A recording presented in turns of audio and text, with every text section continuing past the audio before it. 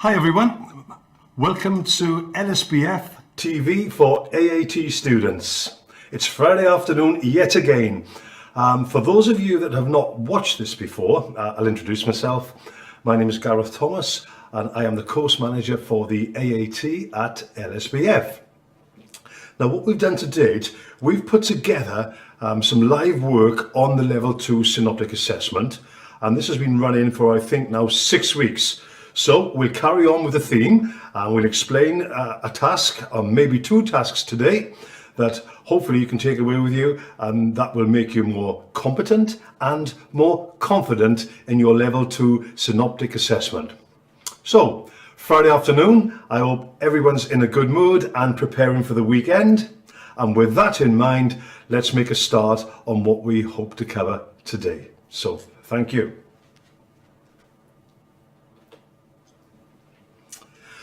Right everyone, I'd like to start with the same process that I have for the last few weeks, and that is going through the assessment objectives that you can expect to get in your Synoptic assessment. And for tasks 5 and tasks 6, which I think we'll get through today, we're going to cover assessment objective 3. So this assessment objective comes into play for tasks 5 and task 6. So it's not actually defined to a particular task, so it can be spread throughout the Synoptic assessment. Now, looking at the assessment objective, and some of this covers last week's as well, by the way, we are comparing, producing and reconciling journal and accounts. And this is 34%, same as it was last week, so it covers quite a large range of tasks. Now, the learning outcomes, you're going to get information from bookkeeping controls. And for last week's assessment task, we covered control accounts and we dealt with the purchase ledger control. Then we used the journal to correct items and we reconciled the bank statement with the cash book. That's all part of it, didn't come into play massively. Now today we're going to be looking at elements of costing. So this is going to come into play today, and we're going to cover learning outcome 2 and learning outcome 3. And LO2 uses cost recording techniques. So in some way or form, you can expect that to appear. Learning outcome 3 is to provide information on actual and budgeted costs and income. So there's very likely going to be some form of table that you will have to populate and work off.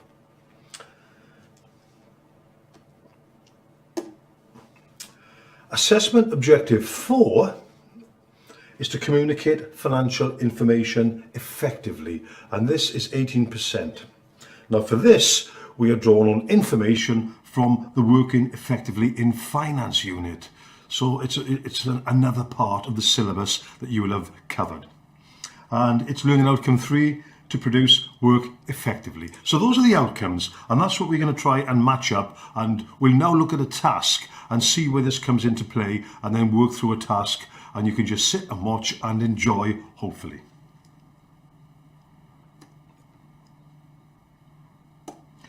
Now the first task I'm going to look at today is task 5, and it's all to do with SCM products, and they're committed to improving its corporate social responsibility, the CSR activities. And you're part of the team that has been asked to assist in the preparation of an annual report detailing the CSR initiatives planned.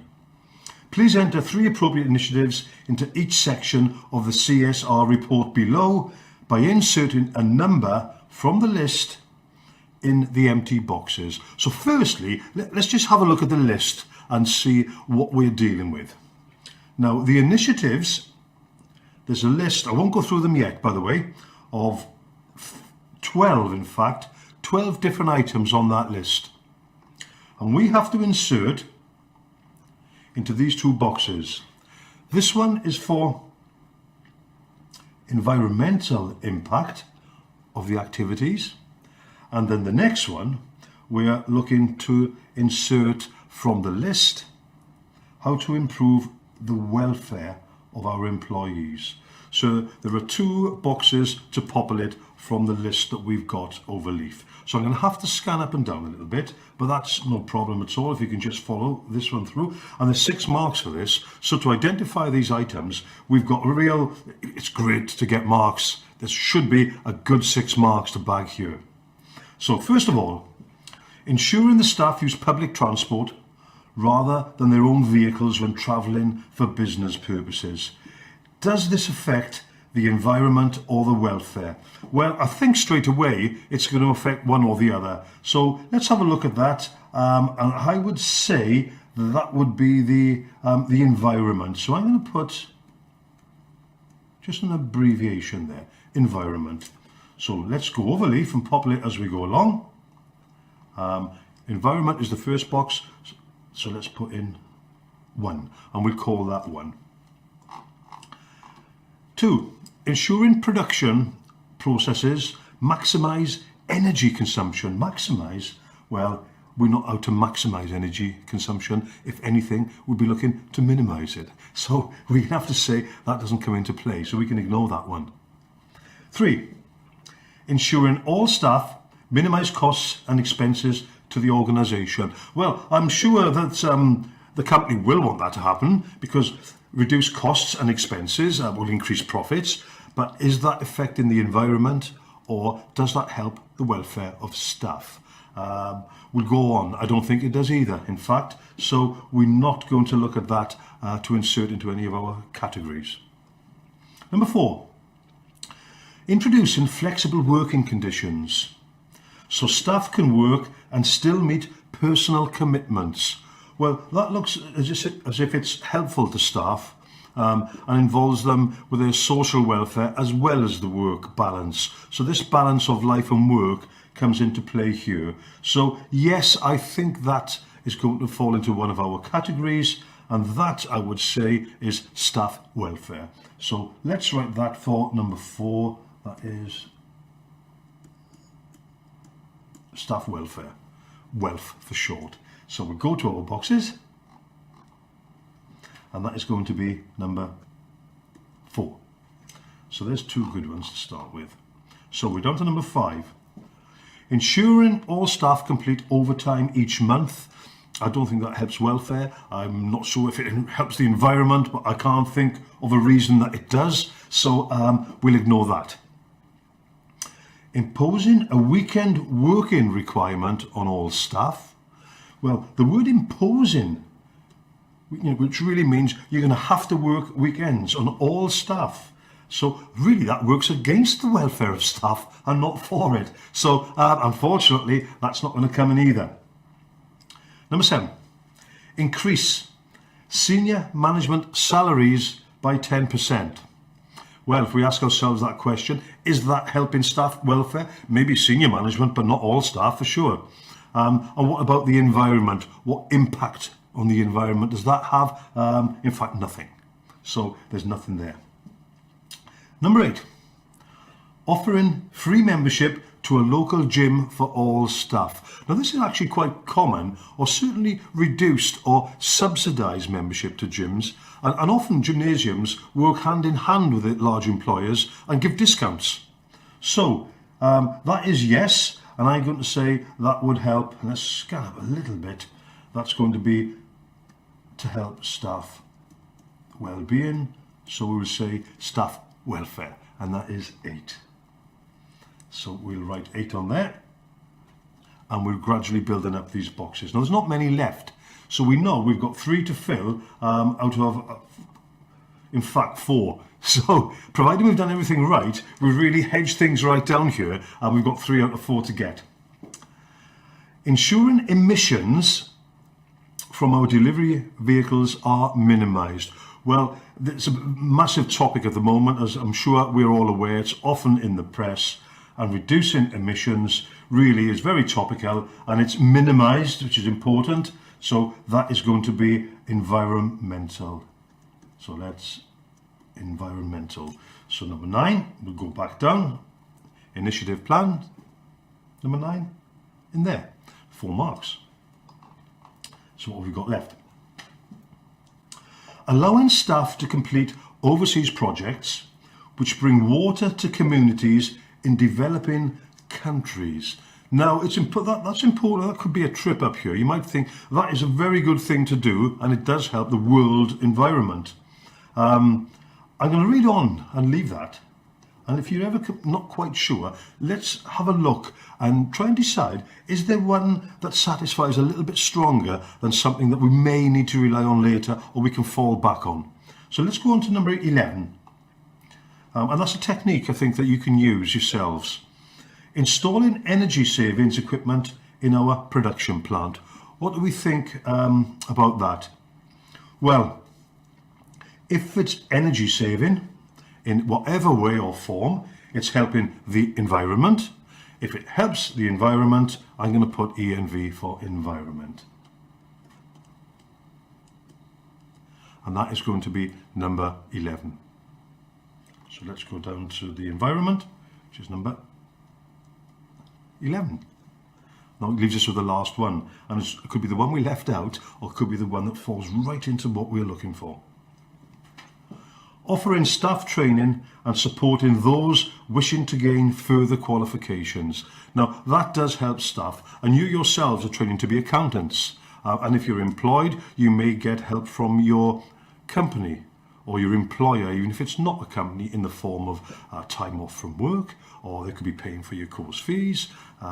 So yeah, that really would be staff welfare. That is improving welfare, which means that number 10, which we could go back to, we don't really need, it doesn't fall into any of these categories here. So that is staff welfare, and that was number 12. So that is the first part of the question, and what we've got there, we've got 6 marks, which is great. Everyone happy? I hope so. So let's move on. Now what we've got this time, in line with a previous commitment to improving the local environment, SEM Products recently held an event to raise funds to renovate a local community centre. So they're going to help the environment. The CSR team is responsible on the costs of the event. And that's not unusual, so that is a good thing to do in the local community. The budgeted costs were, so food's £175 a person. I'm purely underlining because I like underlining, and I find it draws me back to the figures. And I think that, you know, it's useful for me. You can't do it on screen, but you can write. And entertainment is £50 per 100 people. So let's have a look at what we have to do first. Complete the table below by inserting the budgeted amount and variance for each cost and selecting whether each variance is adverse or favourable. So it's a little costing exercise, and if you remember at the start, we did say that costing would come into this question. So we are expecting this, and it's there. So brilliant. So we know exactly what we're looking for. We're prepared. So let's have a look. Food. £175 a person. How many people have we got there? So let's have a look. So we've got, can everyone see this? We've got £1.75 and we have 1,500 people. So this is the budget because the actual is already inserted here. So £1.75 multiplied by 1,500 comes to 2,625. So the budget is 2,625. So there's our budget, there's our actual. Let's go on and do the entertainment. So what have we got here? We have £50 per 100 people.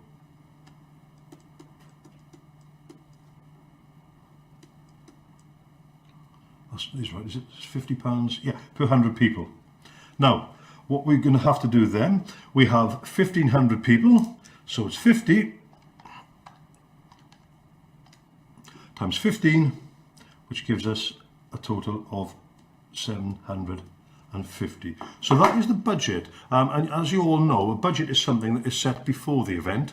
Then you look at what actually has happened and what the cost is, then you make your comparison, and then you can produce your variance. And the variance is simply the difference between the budget and the actual. So let's work out the variance next. And if our budget was 2,625, and our actual was 200, we have a budget of a variance of 425. Now, is that favourable or adverse? And this is where we have to think a little bit here. If we plan to spend 2,625, but we only spent 2,200, then we spent less than we planned, so we have a favourable variance. Tick. Now, for the entertainment, which is another expense, we've planned to spend 750, but we've actually overspent. So we've overspent to 1,150, which is the difference between actual and budget again. So it's 1,150 minus 750, which comes to 400. Now, since we've overspent, in other words, we spent more than we've planned, we've got what we call an adverse variance. And that answers part B of the question. So a nice 12 marks to pick up there, everyone, and hopefully we're all happy with that. Excellent. Let's move on and pick up the next question, which is task 6. So again, it falls into the category of what we're looking for. Now, the manager at SCM is interested in how costs change with output, and she has asked you to prepare a cost analysis. So let's have a look at what we have to do. You were told that fixed costs are 20,000 and variable costs are £5 per unit. Now, fixed costs are fixed, right? They do not change regardless of output. So if we're going to complete the table, which we requested to do, we can put that down straight away. So 20,000, 20,000 and 20,000 straight away. Nice easy marks. Variable cost. Now the variable costs are £5 per unit. So for every unit your cost goes up by £5. So let's fill in the table. 2,000 units, you can do this without a calculator probably, times 5 equals £10,000. 5,000 units equals 25,000. So again, we're drawing from our costing knowledge, and 8,000 units is 8,000 multiplied by 5. I mean, I would recommend a calculator just so you don't make any silly errors, is £40,000. So we've filled in the variable costs. Total cost, fixed cost, plus your variable cost gives you total cost. So we have 30,000, 45,000 and 60,000. So we're just moving along with common sense, adding them up really, very easy. So what is the unit cost? Now, unit cost is total cost, TC, divided by your units. So we've now got 30,000 divided by 2,000, and that is £15. We have 45,000, which is your total cost, divided by 5,000, which is 9, and 60,000 divided by 8,000, which comes to £7.50. Table complete. Lovely. So we've done well, and we've produced everything required for 12 marks. So our costing section is for 12 marks. So part B, what do we need to do? In the box below, write a short report for non-finance staff, in other words, non-specialists, outlining the area you will be covering in the report. So that's a basic introduction. Then, what is a fixed cost? Give it an example. You must give the example. Right, underline that, because we know we've got to do something. What a variable cost is, and what happens to unit cost as output increases. Now, looking at our table, there's our output increasing from there to there. and the unit cost is actually falling. So we need to bring that into something that we can write up on that. So that's what we're going to look to do. You must be clear and appropriately structured. So, intro to the report. 2, I suppose we better put who it's to. So it's 2 of non-finance staff.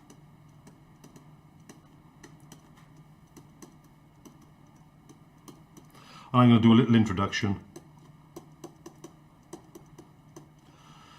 which is going to be along the lines of, please find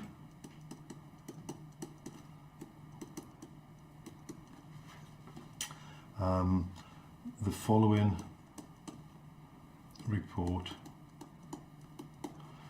covers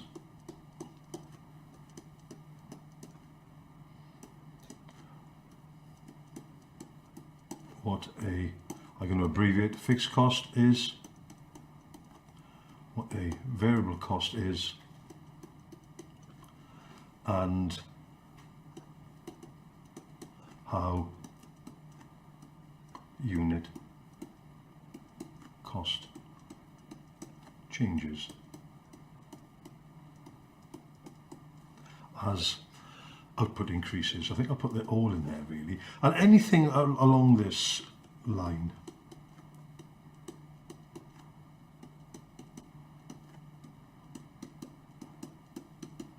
So there's the introduction. What else do we need? What is a fixed cost? So, okay, 1.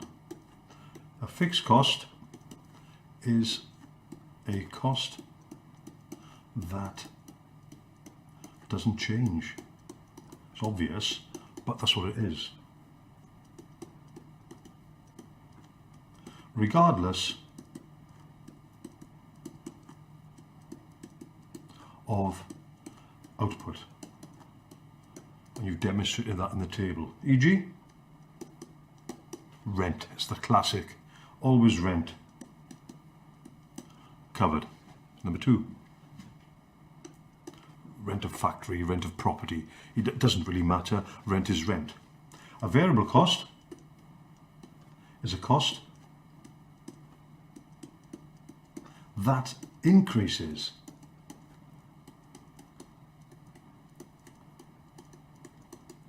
as output increases.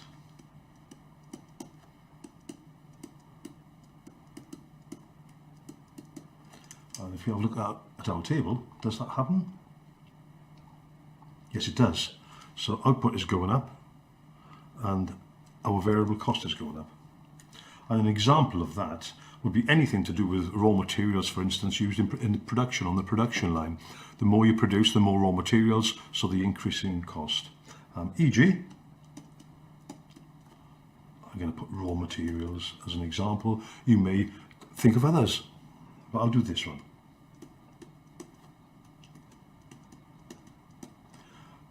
And the final thing is really what happens to the unit cost as output increases? Well, the unit cost has fallen as output increases, so we need to say that as output increases, unit costs fall. Now you might think, well, why? So, why? Because fixed costs,